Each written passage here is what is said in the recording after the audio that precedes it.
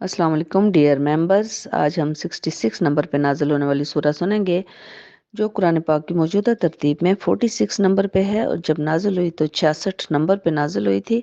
और ये सूरह अहकाफ है और अहकाफ के मानी है रेत के टीले। और ये उसी तसलसल की जो हम सूरतें सुन रहे हैं उसकी ये लास्ट सूरत है और कल हमने सेकंड लास्ट सूरत सुनी थी।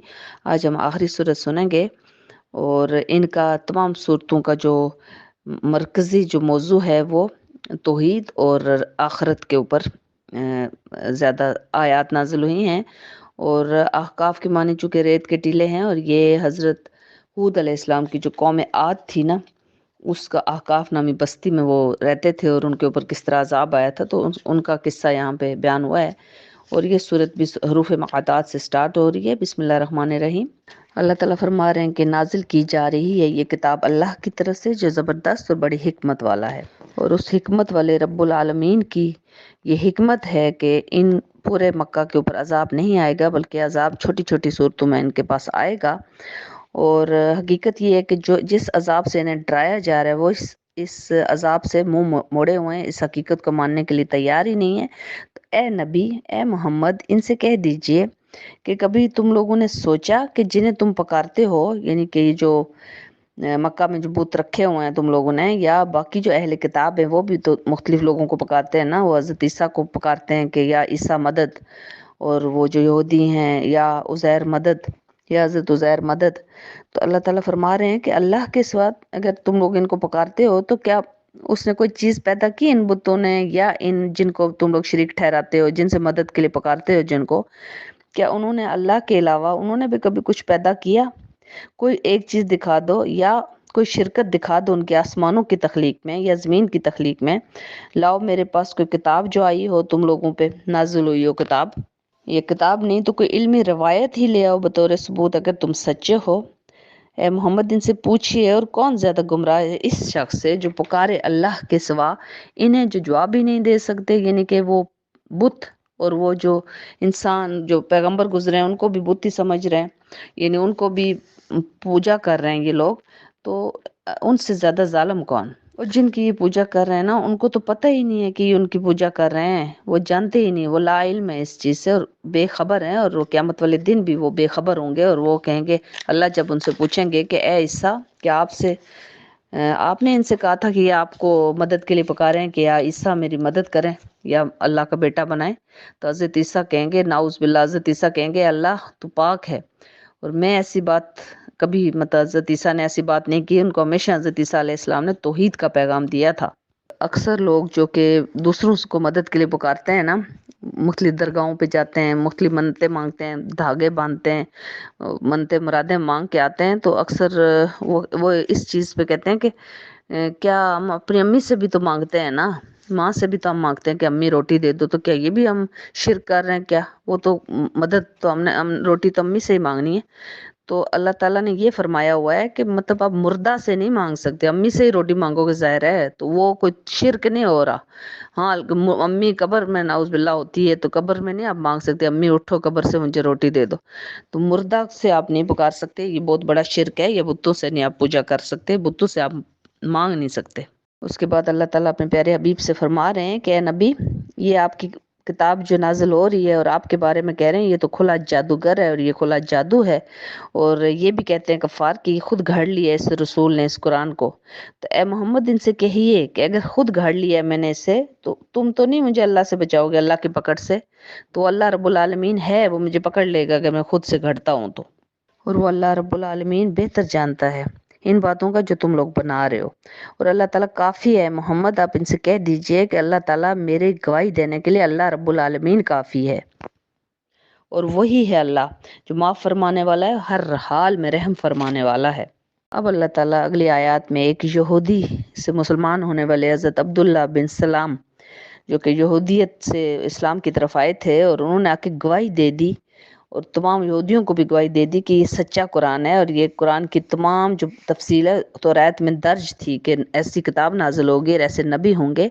तो अल्लाह ताला फरमा रहे हैं कि जब वो गवाही भी दे चुके, यानी हज़रत अब्दुल्ला बिन सलाम बनी इसराइल में से थे, تو انہوں نے گواہی جب دے دی اور وہ ایمان بھی لے آئے تو یہ جو باقی لوگ تھے نا یہ سارے گھمنڈ میں پڑے رہے.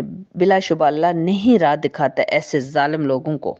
اب جو منکرین ہیں نا، جو کفر کرنے والے ہیں، مطلب انکار کرنے والے ہیں، اور جو نماز نہ پڑھنا بھی انکاری ہے، تو وہ پھر خالی شناختی کارڈ میں ہی مسلمان ہے، وہ پھر اللہ کے ہاں اور صحابہ کرام کے ہاں وہ مسلمان نہیں ہے.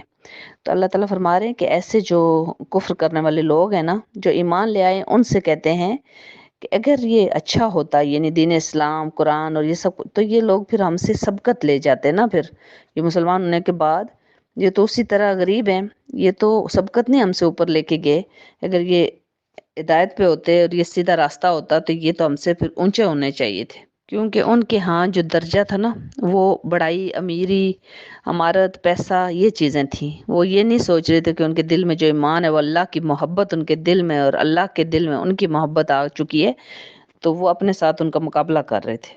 اللہ تعالیٰ اس صورت میں بھی ماں باپ سے اچھا سلوک، اور خاص طور پہ ماں والدہ کے ساتھ اچھا سلوک کرنے کی اللہ تعالیٰ نے یہاں پہ ہدایت کی ہے مسلمانوں سے، کہ اپنی ماں کے ساتھ، والدین کے ساتھ، اور خاص طور پہ ماں کے ساتھ جو اٹھائے رکھتی ہے اپنے پیٹ میں 9 مہینے مشقت کے ساتھ، اور جنتی ہے یعنی پیدا بھی کرتی ہے، تو مشقت بہت مشکل جو ٹائم ہوتا ہے وہ مشقت کے ساتھ پیدا کرتی ہے، اور پھر حمل کے اور دودھ چھڑانے میں ٹوٹل 30 مہینے، یہ راؤنڈ اباؤٹ ہوتی ہے 30 مہینے عربی زبان میں. جیسے ہو نا، جیسے ہم کہتے ہیں نا کہ وہ اگر 12:40 تو ہم کہتے ہیں 12:45 ہوئے ہیں، تو اس طرح عربی زبان میں جو 30 مہینے ہیں نا ان کو راؤنڈ اباؤٹ بولا جاتا ہے. حالانکہ 33 مہینے بنتے ہیں، تو راؤنڈ اباؤٹ کو 30 یا 40 اس طرح بولا جاتا ہے.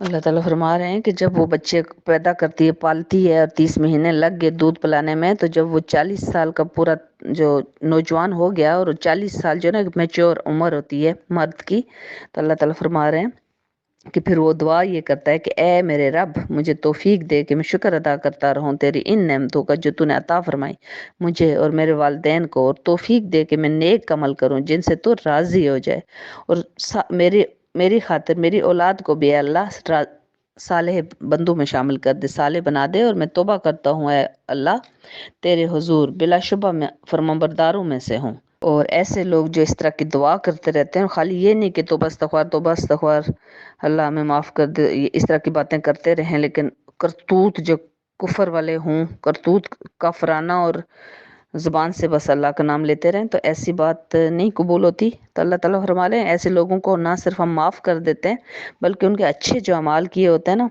ان کی وجہ سے ہم ان کو درگزر کرتے رہتے ہیں، اور ان کی برائیوں سے شامل ہوں گے یہ اہل جنت میں.